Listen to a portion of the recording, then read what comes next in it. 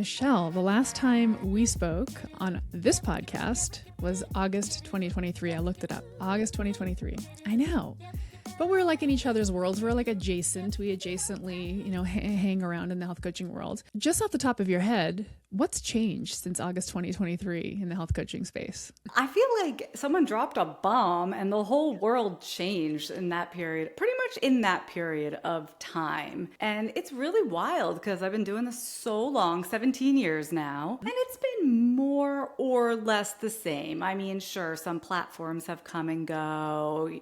Video has taken a much, much greater hold than it once did, fine. But it was like the whole world shifted in how we act online, how we behave when we buy, what we think when we see an offer. And suddenly it wasn't just like me and my business, it was my peers and it was all the health coaches that I work with were like not getting the same results that they once did from the same efforts. And, for a little while, we're just like, oh, must have just been a one-off, And as time went on, I was like, no, this is a pattern. This is really happening, you guys. Oh my God. Mm-hmm. So I know like in the last 6 months, I completely changed my business model and have been working with health coaches to do the same. Okay, well, there's a lot to unpack. In the last 6 months, you completely changed your business model. Can I just share a quick anecdote? The year just wrapped up, right?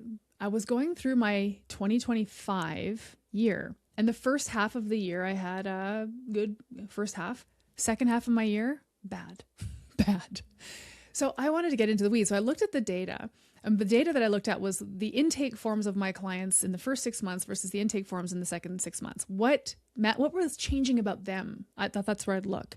I thought that's where I'd look to get this information. And what came up in the last 6 months of 2025 was a sharp J hook increase in overwhelm and confusion. People were saying on the intake forms, I don't know what I'm supposed to be doing. So in the last 6 months, something changed with the health consumer, I think. So what did you change in your business model in the last 6 months as a business coach to health coaches? I think the most significant change is shifting away from technology and automated solutions and toward one-on-one conversations and manual solutions. So pretty much across the board, from how I'm acquiring clients to how I'm servicing clients. Like I was like, what if we just stripped away all of the bots? Because I think that's been one of the major things that has changed in the zeitgeist, in the past year or two, is this overwhelming increase of, is this a person or is this an AI? Is this a bot talking to me? Yeah. Is this real, somebody's actual language, or did this get spit out of ChatGPT? So I'm like, what if we just stripped back everything that could possibly lend itself to that? Wow, become a person again. I'm feeling mildly triggered because, I do use ManyChat automation sometimes. I actually hate it. I actually really hate it as a consumer of the internet. Comment the word whatever below and I'll send you my handy PDF of hacks. I don't know. It feels cringy to me, but sometimes it's useful. Like if I have a workshop, it's like, comment the link workshop and I'll send you the link to join the free workshop, whatever. But I'm loath to use it because I think for this exact reason, people they're not only wisening up to the fact that they're speaking to bots and potentially AI deepfakes, but also I think humans are sick of, not that they're sick, humans miss the human to human piece. This is what you're saying is more one-on-one conversations, more manual solutions. And this is on the acquisition and the delivery part of the coach-client relationship both. Okay, so when you say manual solutions, what do you mean by that one specifically? Well, ManyChat is an example, and I also use ManyChat, but for a while I was using it every single time. And I think there's a lot of good reasons to do that, which we don't have to get into right now, but leave a comment or leave this word and I'll get back to you. It works for a lot of good reasons, but what I've been doing is pulling back on how often I use it, because now I'm noticing that if 8 hours go by, 2 days go by, and then, because it's the weekend and I'm a human with a family, and then on Monday I respond to a DM, people are like, oh, it's you. And then we have a conversation and it goes somewhere and it actually feels much better, to me as a human and to them as well. So that's an example, not of completely abandoning everything, but being more wise about when and how we use those automated solutions. Gotcha. Okay, cool. So I think when I think about this, because I love this idea, and I'm hearing this from a lot of people, which is like the 2026 is going to become the year of the personal brand. Have you heard this? Have you been talking about this too, by any chance? The personal brand, haven't we Yeah. been hearing that forever? I don't know. What's the difference between this year and every other year? Fair, fair. But I think where this comes in is, be real. If you're going to put it in stories, put it in your feed. Let people see you, wrestling with the dishwasher repair that you're trying to do. Let people put it in your feed. It's just, I'm a human doing a human stuff, living a human life, even if it's not on brand and it's not the viral hook with the B-roll, you know what I mean? It's the personal branding stuff. I like that, I guess. But I think the previous years, and this is kind of what we're talking about, it really, I don't know, this is my perspective, is really we got into this narrative around scaling, scale. You have to have automations and systems in order to scale. And so manual conversations doesn't feel scalable. What would you say to that? I scaled and I added team members and I added tools and I added and I added and I added. And I was like not wanting to get out of bed in the morning to deal with all that crap, because most of my day was just like, why isn't this tool talking to that tool? And these people getting upset because they were getting the wrong emails, and holy mackerel, I just let's scrap all of that. I'm going to just work more deeply with individuals rather than trying to reach the masses. And, one thing that has always been a strength in my business is that I have a large audience of health coaches simply because I've been doing this so long. But I realized I don't have to try to serve them all if it's not even working. It's not working for them. It's not working for me anymore. Let's just change the approach. I mean, you can listen to my podcast. Everybody can do that. But if you want to work with me these days, it's a lot more of a one-on-one experience. I love it, because one thing that you were saying when you were kind of regaling me with that story about how you grew and scaled and brought on team, the team thing for me is always and forever going to be a massive point of friction that I don't see myself getting over, which is I love being a solopreneur. I love it. I don't want anybody else to do this with me. They'll screw it up. That's again, it's limiting belief. And I get that all the time from my business coaches. No, if you want to scale, you have to bring on team. I really don't want to. I'm dragging my heels on that. What if I kept it simple? What if I kept it personal? What if I kept it like it was in the good old days when I was having one-on-one conversations with clients? What if? And so it seems like there's been this massive ricochet for you anyway in just, I don't want to do it anymore, and coming back to ground level where it's these more meaningful mentorships of sorts. Yeah, and that was the good old days. We'd get on the phone with the client. We'd talk about their health issues. We'd talk about their life issues, back when I was in my own health coaching practice. And that was most of the day versus most of the day being back-end computer nonsense. Yes. And I think this is much more accessible because a lot of newer coaches, all coaches, think they have to build that online course and they have to have that expensive client management system set up and they have to do all these things before they can start to help people. And it's no, actually it can be so incredibly simple. You can get your footing much faster when you don't get tripped up with all that stuff. So that's true, very true for new coaches. So I'm really excited about this approach for everyone who can just drop all those extras, the extra expenses, the extra learning curves with the technology. And I'm excited for people like me too, because I cut my expenses by half in terms of tools, software, subcontractors. Amazing. I was going to ask that. Did you unscale? Did you cut it all the way back? You did. I cut it really far back. I actually just talked to my CPA because we're looking at, next year and projections and stuff like that. And he was like, wow, even though just like you described, income was a bit down in 2025, he's like, you cut your expenses so drastically, your profitability went up. And I'm like, yeah, I did. Oh, yeah. And with that comes not just savings of money, but savings of time, savings of energy, and just the simplicity that you mentioned. Sounds delightful. What would you say to the health coach that has heard, though, that is the time for money grind that you're in now? You're going back to one-on-ones. Isn't that trading time for money? Well, who says that you have to just do one-on-ones? What I'm saying is it just wants to be a more manual process. So instead of setting up a big platform and a huge mailing list with automations and funnels and this Facebook ads, what if you just talk to 5-10 people and you invited them into a group coaching container? Yeah. You can still work with more than one person at a time. In fact, sometimes that group you can charge more because there's the added value of the group. In addition to people having access to you as their coach, you can scale beautifully. In fact, something I'm teaching now that's different than I ever taught before is what I call a convertible signature program, meaning you build a program, you can offer it to one client. You know, you have one client in the beginning. We've all been there. That person finishes, you have one more client. Great, sell them the same program. But as soon as you can amass, like one more person comes on, oh, now I have 3 clients. Then you can start to segue, same program, but a slightly different container, slightly different features of the program to serve the group and ultimately serve the client better and your bank account. I want to know more about that. I mean, just that example you gave, so I can envision this where the coach starting out has their first client, then they work up to this 3 client roster, and you could introduce, hey gang, I'm introducing this new thing. It's just a group office hours call, whatever we're going to call it, group call once a week. There'll be an opportunity to come into a Zoom and we can chat amongst ourselves about whatever's on our mind. And so introducing like a group call, hybridizing kind of the one-to-one into group. Exactly. That's the word, the hybrid. That's cool. Because then there's this whole spectrum of maybe you're just working directly one-to-one. Maybe there's a combination of one-to-one work and group work. Maybe there at some point you have enough clients that is solely a group offer and they don't do one-on-ones with you.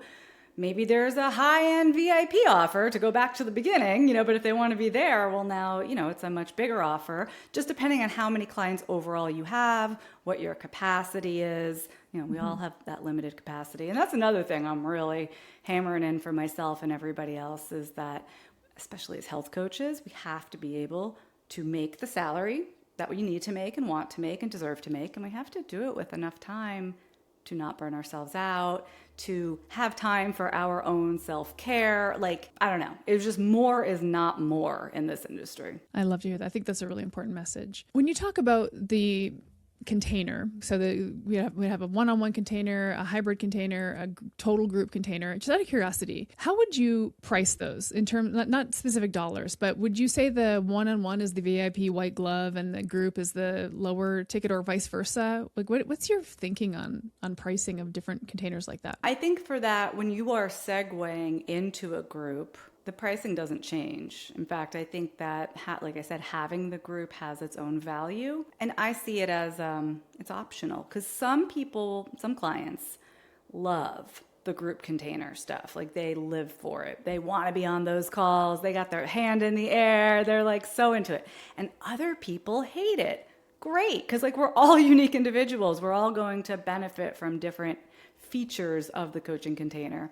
So anyway, I see it as the same price. You're just selling a slightly different package. It's just like anything else, supply and demand. Once you have so many people that you cannot bring anyone else in and still service your clients the way you want to, then you raise the price. I'm thinking through this because I moved to group about maybe 4 years ago. I dragged my heels on it, moved to group away from one-on-one. And now, even before you and I talked about this, I got the sense that my clients would maybe like some one-on-one support. They get it in the group calls to whatever extent I can go around the horn and give everybody in the group call their attention. But now I see the benefit of almost pulling back into a hybrid. Once a month you get a one-on-one, or once every 2 weeks or something like that, a quick little check-in one-on-one. I'm trying to think through how to, that feels good to me. That goes back to what you kind of said earlier. At the end of the day, health coaches, we want to have an income, we want to have an impact, but also we're humans having a lived experience. We can't just become business busy bees. So it actually feels good to me to get one-on-one with my clients again. In fact, I miss it, and I'm resentful slightly that I moved to the group model, in a manner of speaking, because I'm missing that really personalized connection. So interesting. But you're seeing this as a greater consumer trend, sort of the consumer moving back to wanting more of the human touch. Can you say more about that? What do you know about that? I think, yes, wanting more of the human touch, and equal to that, maybe even more than that, wanting what we want when we want it. And we can trace this back to the very first time you ever ordered anything on Netflix and got, that DVD in the mail and got to watch what you wanted to watch within a couple days. And now, of course, we could do it instantly. Mm-hmm. And now beyond that, if you and I have a conversation right now about pineapples, I'm going to go on my phone later, and on Instagram, I'm going to get ads for pineapples, right? The algorithm, I think, is behind a lot of behavioral changes. It knows what we want before we even know that we want it. And so people are like, gosh, no one's buying anymore. But I'm seeing clients, and I'm seeing through the coaches I work with, their clients dropping thousands of dollars and saying yes, like that, to something that they really want, they really need right now. But it has to hit them on the right day, at the right time, with the right message. And I think people are less likely to kind of go along with whatever's being offered because they don't have to. They will literally open up Instagram and get an exact solution to an exact problem they have. And they can click a little button on the side like this, and it will be delivered to their house within hours. So I'm like, well, what can we learn from that? Like, so back to this example of like offering a group container and a one-on-one container, because people want different things. I have some clients who, they never show up for the group calls, but they want to do our one-on-ones. They like the fact that we have voice and text messaging, and they'll, we use Voxer, they'll Vox me quite a bit, but they, they don't take advantage of some of the other aspects because that's who they are, because that's what works for their life. So I'm trying to offer touch points that fit with different people's existence. And it's so interesting to notice how they just want the parts that they want. And I'm like, okay, I can do that. Like, let's do that. Instead of saying, if I'm going to work with clients, they have to, meet with this group and they have to do it every Tuesday at 3:00. People are not having that anymore. They want what they want when they want it, how they want it. So when you're in discovery with a prospective client, are you asking what would work for you? I do ask what their preferred learning method is, or their comfort with group versus one-on-one. Because, for example, if someone's like, and some people are like this, and honestly, I'm kind of like this, where I don't really love a group setting. Call me an only child, but so when I have someone like that, I'm like, cool. I mean, you're going to get this one-on-one time with me, and I'm talking about Empowered, which is this small group mastermind that I've been running. You're going to get one-on-one time with me inside Empowered. If you're someone who really dislikes the group setting and you want more time with me, I do have a VIP option, and then we talk about that so that they can decide. But if they say, I love a group, I will be there at every call, that energy gets me going, I'm like, awesome. Like, this is going to be perfect for you. So not that it's not, that I'm changing the package for everyone, but I am just also for my knowledge, what kind of person is this? How are they going to respond best? Yeah, that's good to know. That's very good to know up front. And so then the VIP option, where they get more face time with you, is in some ways, we might call it the price anchor. If you want, there's this VIP option. Or if you feel comfortable in a group, here's a group option. So the VIP option, I'm just curious, what are the extras there? Well, I think this is evolving, and it's a beautiful thing when you're only running one program, as you can, instead of what I used to do, which I was constantly churning out a new group program, a new group experience, 4 weeks of this, 8 weeks of that, 6 weeks of this other thing. Now I'm just offering one program. It is year round. You come in, I offer the packages that are available because I have found them to work best at this time. They may change, and it's much easier for me to, be flexible, because I am just working with this one thing. I don't have to juggle multiple things. It's really access to me. Cool. Yeah. So, access might include, you can email me. I will look at your Google Docs. I will read the email copy you have written and make direct comments in your Google Doc. If we are working together, this is what I'm doing right now. If someone's listening to this podcast in 3 years, it may not be the case. But right now I have found that to be so helpful to actually feel like I'm on someone's team. That's nice. I love that. And not just advising them, but getting in there, showing them, being able to, do voice text during the day. And, we need to hop on Zoom and talk about it. Most people these days don't need another Zoom call, but sometimes you do. So sure, let's do that. It's very much like acting like a team member versus an advisory role. I love that. I think that's really, especially because, you described the Empower program as a mastermind. It's a mastermind. And I love masterminds. Oh, I'll jump at any chance to join any mastermind ever. I am a mastermind addict, probably to an unproductive level, quite frankly. But anyway, there's a few different ways to think about mastermind. There's peer masterminds where a bunch of peers get together and create their own mastermind group, which is great and really nice. And I like it because then it's I have colleagues and I'm not just all by myself in my office, which I am most hours of the day. But then there's the mentor-led mastermind, which is what you got here. You're the mentor at the helm. And I think when I think about mastermind, I want to be shoulder to shoulder with every person in it, including my mentor. I want my mentor to be, with me, walking with me on this journey. So it sounds like you've really doubled down on that. Yeah, I mean, of course, not everyone is working with me at the VIP level. I mean, honestly, I would never be able to. I don't have enough hours in the day. Right. But one thing we are doing, and you could do, and any health coach can do this. Any coach who's acting as a mentor in this capacity is I'm tracking everyone's progress week by week. We have one-on-one touch points, if not a whole Zoom call. There are one-on-one touch points each week. The group is small enough that I could tell you what everybody is working on right now. And that's beautiful, because not only does that feel better as a coach, because you're really intimately involved with everyone, but they're held more accountable. They're getting more done because of it. They know they are seen, and you're not getting that drop off, because as we all know, people just do not complete online courses. No. They buy them and then they just collect them and do nothing. And I got so sick of my work just getting collecting dust on somebody's virtual shelf. I'm like, scratch this. I'm only working with people who want to be held accountable and want me in their face going, how's that thing going? Remember when we talked about that thing? We just had one of our members publish her, and you can appreciate the significance of this, publish her very first YouTube video. The cringe of hearing your voice and seeing yourself on camera and, oh my gosh, I don't have a teleprompter. How do I do this? And she did it. She did it. She hit publish. It got done. And I was like, so it's going to get published today? Oh my God. What time? Refresh. Oh, amazing. That's a really nice level of support. So is there an online curriculum though, or did you scrap that altogether?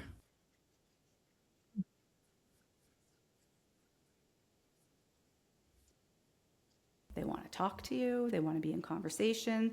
They zone out if they put a video on, but other people really like that. My, type A's, they like to sit down. They like to download the worksheet or the spreadsheet. They're going to watch that thing. They're going to take notes. So yes, people learn in different ways. So I think it's just important to serve it up in every, pretty much, serve it up in every dish you can. I love it. Very cool. So the people that are working with you now in your program, they're health coaches. You're still working with health coaches. And are they all at different stages of business? Where are they at? My interest is working with coaches who already have some experience. I find that they're able to accomplish much more. It's a better use of their time and mine. But, it really also just comes down to personality, because some people have been in this business for 10 years and they still going to drag their feet and have 100 excuses. And I found other newbies are like, let's go right now. I have no fear. So it's a curated group. When I meet with someone, I'm not just thinking, is this program going to help them? I think, are they going to help the program? Right. And if the answer is no, they're not invited to join at this time. I probably have a different option for them that I think might, be a better fit. I have to think about, you have to think about the vibe of your group and the energy of the group if you want the group to succeed.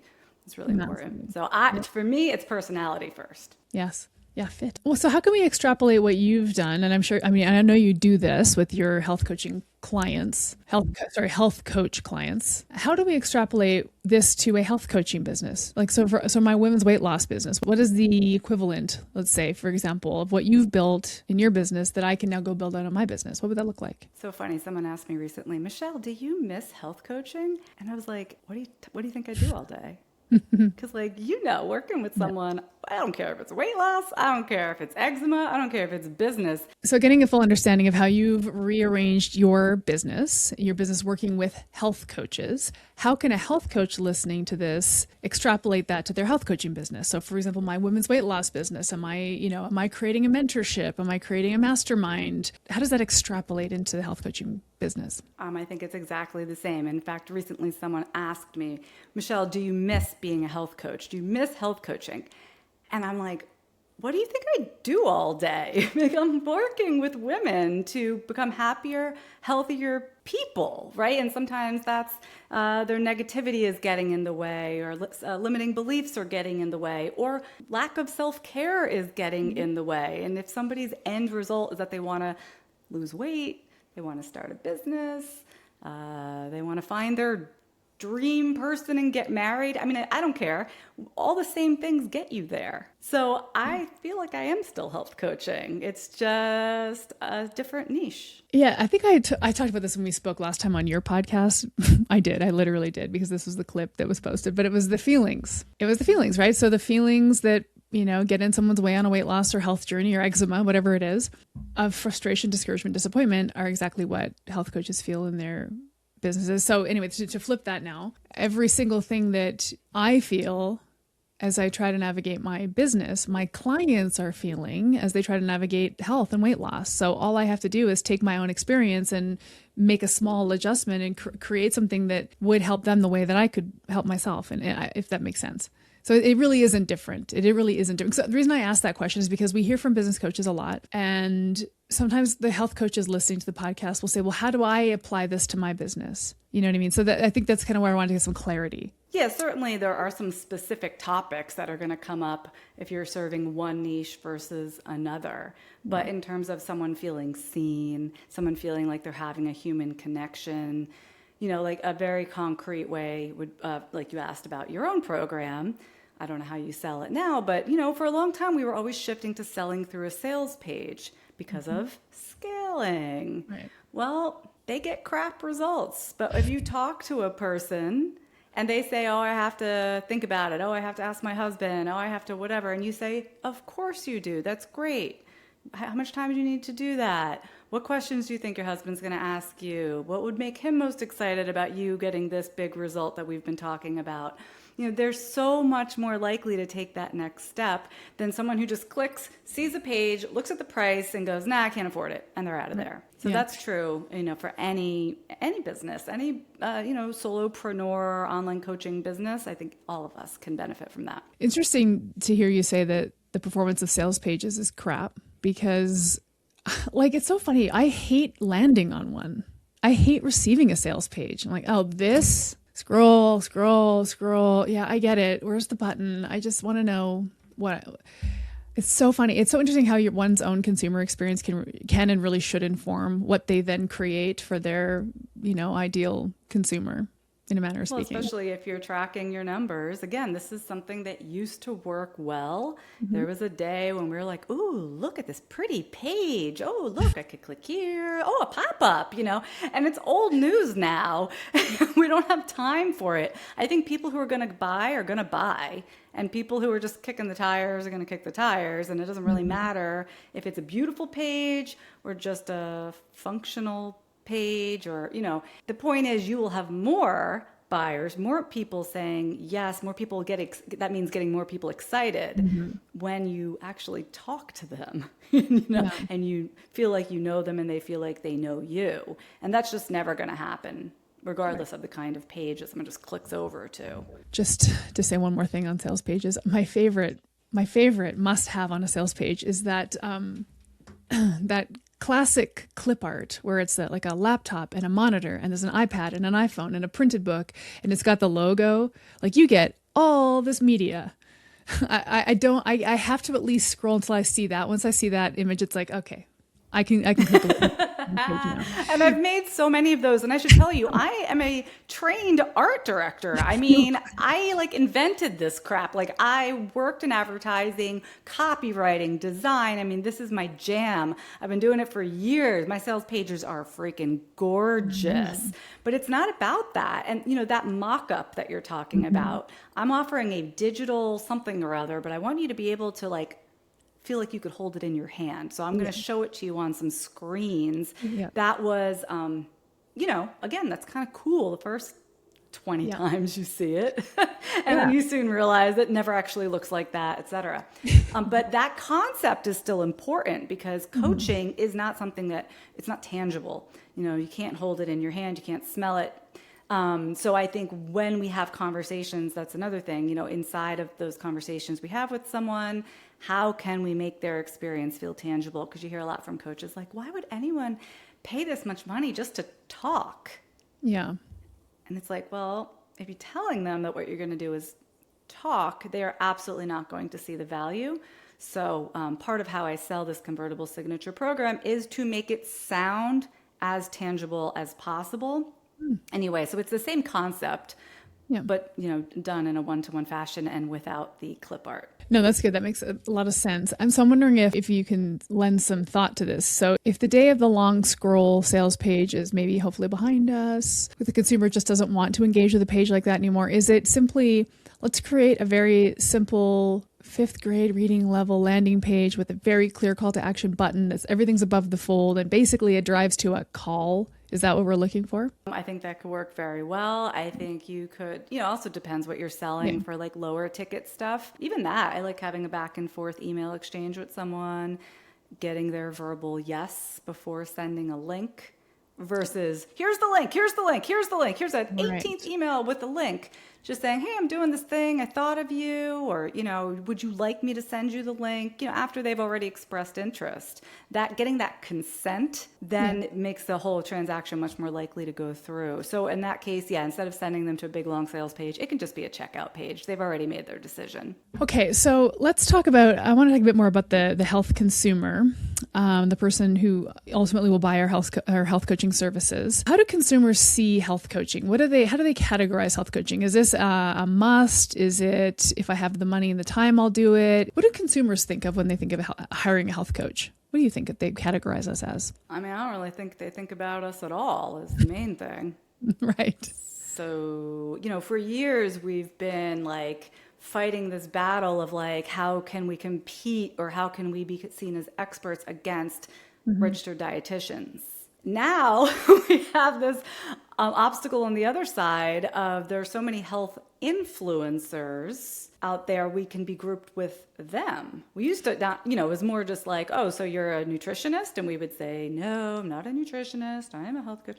But these days, I think people are more likely to think that we're some kind of health influencer. I can't tell you when I was dating how many times someone, I would try to explain what I did to someone. Maybe this guy would check out my Instagram and they'd be like, oh, you're an influencer. And I was like, no, that's not it at all. I think it starts to sound silly. You're one more voice that's going to tell me how to, manage my cortisol.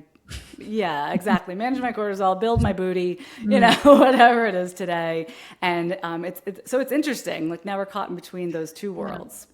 Oh, that is frustrating. And I'm not here to disparage people who run an influencer type of business. I've got peers in my mastermind group that use the influencer model more, affiliate codes, brand deals, what have you. Right. And it's just a different model. Yeah. So why would someone hire you for this amount of money? It's just, you're getting money in different ways. It's a different business. But if they think you're an influencer, I think you have a coaching package, especially a higher end coaching package. It's seen as a nice to have. I think a lot of the stuff is seen as a nice to have, not a must have. Okay. When we're just talking about sync your hormones or something like that. Well, yeah, sure, that would be nice. But I have about 500 other things that I have to do and pay for and give my energy to first. Yeah. And they're just not prioritizing that. So to transition it from nice to have to must have, this is messaging? Messaging. And it doesn't mean more fluffy language. I mean, a number of times a health coach tells me that they help women live more vibrant lives and get back to feeling like themselves again. Yes.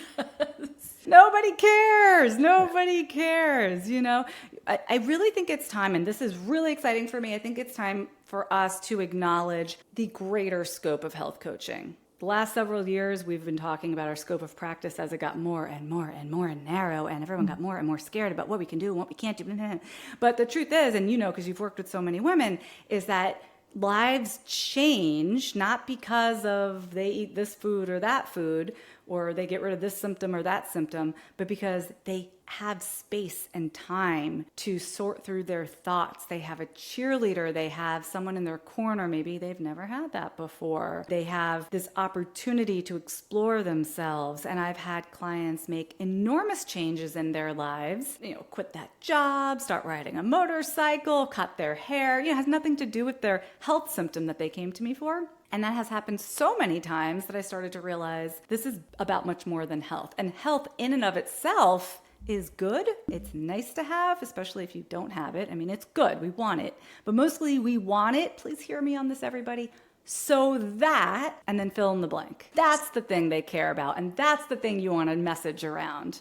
Not the health, but the so that they can XYZ. Ooh, that's power. That's so good. I always forget that crucial little phrase, so that.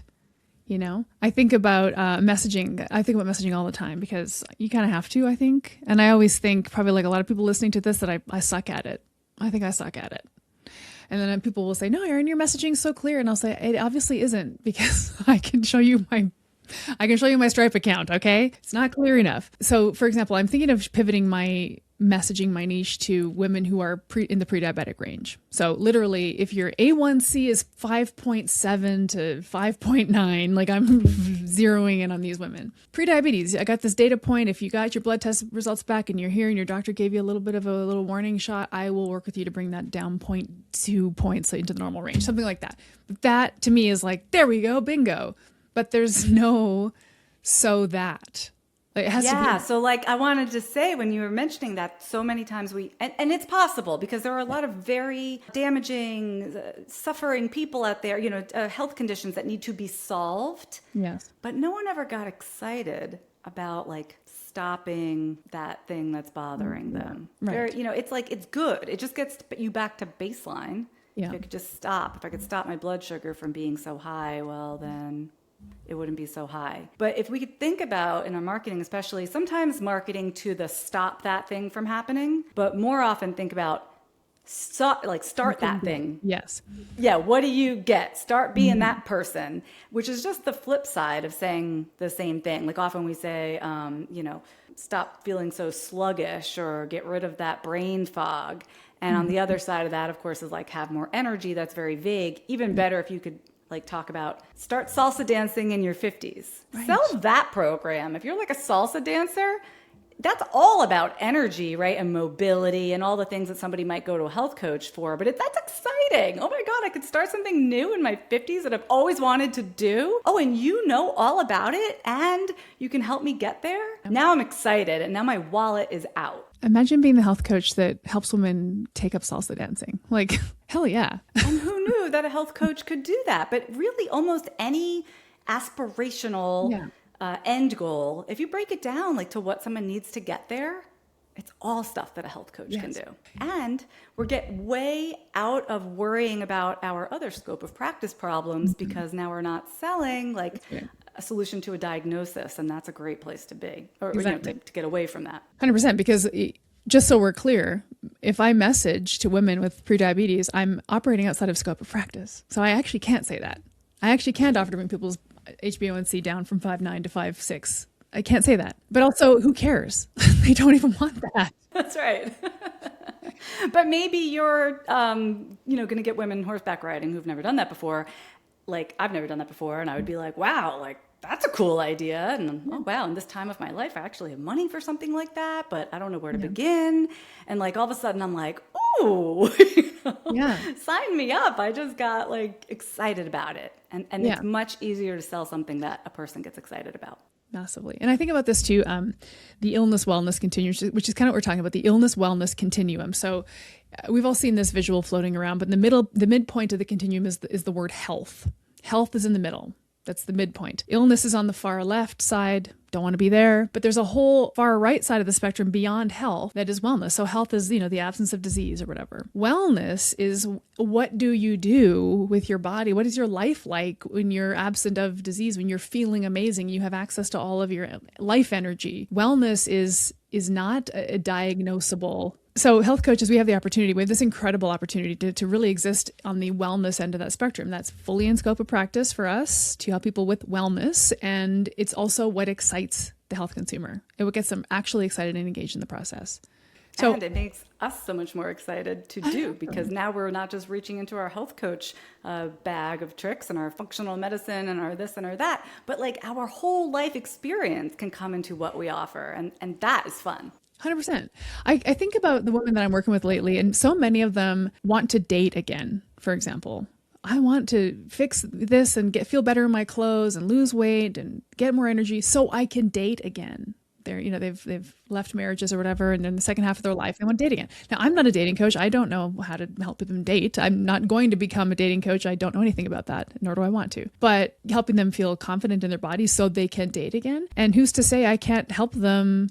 Who's to say we can't have conversations around, where are you looking? Who have you met? What are these conversations like? Who's to say we can't? Who else is you going to have these conversations with, quite frankly? I don't have to be a qualified dating coach to help clients become better at dating, I guess. I mean, what the heck is a dating coach anyway? I mean, what are they, just someone who's dated a lot? Or there's no qualification there, but someone who has energy behind their eyes, and they're smiling easily because they feel good in their body, and they have the energy to go out for dinner and maybe a drink afterwards, and they feel like they have interesting things to talk about because they're not mired in brain fog, is someone who's going to be a great date. Erin Power, the dating coach. We just invented that. Pivot. Here we go. But you could do that a million different ways. If it interests you, you have, some lived experience behind it, make it happen. Yeah. Well, at the end of the day, it becomes a really good talking point on a landing page. So I am your metabolism coach. Who's going to help you resolve, the symptoms of. And so you can take up salsa lessons, start horseback riding, and really wow men with your vibrancy on dates. There you go. That people are going to care more about that than their A1C, quite frankly. And I think, okay, I want to validate that a lot of people listening or a lot of us are health dweebs. Like we're constantly pricking our fingers and getting our whatever we're doing, right? Yes, we think it's very fun. 100%. Like I'm very focused on my HbA1c. I care about it a lot. But I also recognize that I'm an outlier. We are outliers. And the language we use to motivate ourselves as health outliers, health nerds, is probably not the same language that's going to call in the people we want to work with. And we have to think about, this goes back to the entire crux of this conversation, which is relationships, which is conversations. You're in relationship with someone. It's not just two cyborgs, extracting data from different platforms. We're having conversations. And by the way, that cyborg thing is what people are getting sick of. They're getting sick of looking at a video and not knowing if it's real or not. They're getting sick of getting a DM and not knowing if that was a bot that sent it, or am I really talking to the person? So we also have to, I think there's a benefit to coaches extracting themselves from this data-driven approach to a certain extent and coming into the feelings of health, because the feelings of wellness, that end of the wellness continuum, is where we live. And it's mostly based on feelings, the outcomes that people get that improve their life. That was very beautifully said. You're exactly right. I mean, these days you could just tap into, ChatGPT, I'm having this symptom, and it'll just tell you what to do, or, that's not interesting. And that's where we get into all that tricky scope of practice territory. It's more exciting. It is more valuable to the client. You're going to get people's buy-in much more easily, and you're going to have more fun when we're actually, speaking words that they care about. Yes. When we were chit-chatting about this episode via email, you mentioned that coaches are doing better when they can think bigger than health. That's what we've been talking about here, this idea of the wellness end of the spectrum beyond simply health. And you said, I can share some examples of how my coaches are activating clients in a bigger way. Would you be able to share a couple of examples? Yes, I have two right off the top of my head that I think would be perfect to share. So, for example, I'm working with a health coach for the past 6 months or so, and she's a pharmacist. And like so many health coaches, she is still working a full-time job, her career. She would like to transition to full-time health coaching, and that is difficult. So it's very important that she's efficient with her time, etc. And it is more efficient for her to earn, we have found, by selling directly to individuals versus just sending out a link. Here, click and buy this thing. Right. Anyway, is she selling health to pharmacists? Well, we found out they don't care about that. We actually do exercises to collect data and find out what people really care about. Not that they say they care about, right, but they actually take an action to prove it. Oh my gosh, pharmacists, they don't really care. I mean, they kind of care, but they don't really care. You know what they care about? Finding a remote position. Really? A pharmacist? And so I don't know anything about pharmacy, but I understand people. They think health is boring. Health is I have to eat cardboard. Health is I have to be on another diet. That all sounds like I should do it, or it'd be nice if I did it. Finding a remote position, oh my God, they are clamoring for it. They are out there seeking help with that so bad. That's what they want more than anything, because they're exhausted. They want to be with their family. They're searching for work-life balance, basically, and that's how they think they're going to get it, which is probably true to a great degree, although there's other factors. So she is helping pharmacists find a remote position.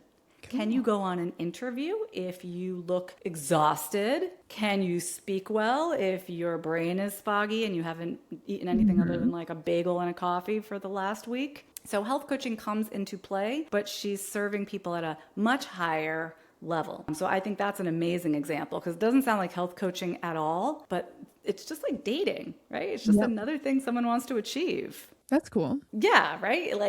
And of course, she has had this experience herself, so she does understand what it takes to get the remote job. Now, is she like writing their resumes for Right. them? No. Right. It's not employment coaching that she's doing. She is health coaching them to help them be mentally, physically prepared to get these remote jobs that come up. But she also, yeah. Bringing in whatever skills she does have. Maybe she doesn't, but if she wanted to write people's resumes and she was great at it, great. It's part of the package.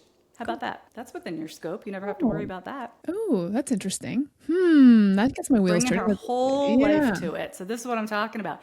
We have another coach who's working with women who are going through or contemplating divorce, which is a very delicate place for women to be. Yeah. They really need support in order to get to the other side. There's that dating thing, right? They need to feel confident. Maybe they're already thinking ahead to that. But I mean, even in the moment, having gone through it myself, I could tell you, I lost like 10% of my body weight, like very quickly when I was going through my divorce. I was not sleeping. I wasn't eating. I wasn't like able to do anything. And so she's able to work with these women on that physical health level. And, well, are you going to call the lawyer today? How are you feeling about that? How are you going to decide? Is it mediation or, all the things that come up? Someone in your corner.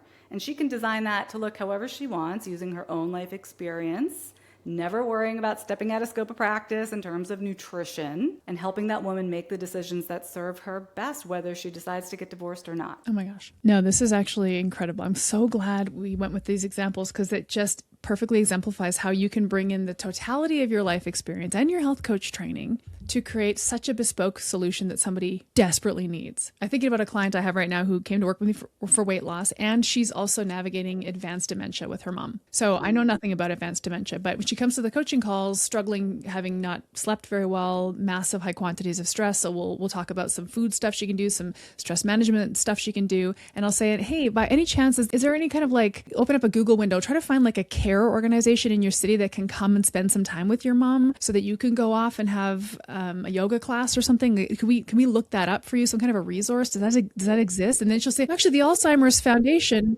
And then she'll say, well, actually, I think the Alzheimer's Foundation has, resources you can tap into. And I wouldn't know that. We having a conversation about how she can resource herself while she's managing her mom's advanced dementia so she can get her health. And so how her health supports her in this really difficult journey of her life. Like it really is, there's a totality there that's actually very beautiful. And I think to your point, Michelle, it's like the potential scope of what we get to do is actually astonishingly beautiful.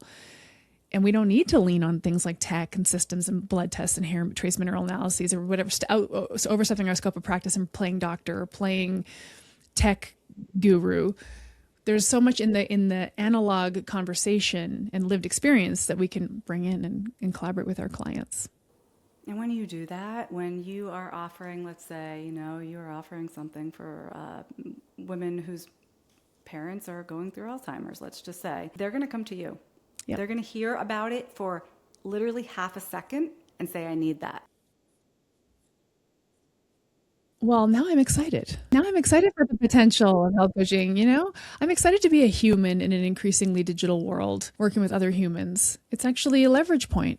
Gosh darn it. Let's do it. Let's read books again and talk to people. And, I say this is what did you say, of the personal brand? I feel like this is the year of the human connection.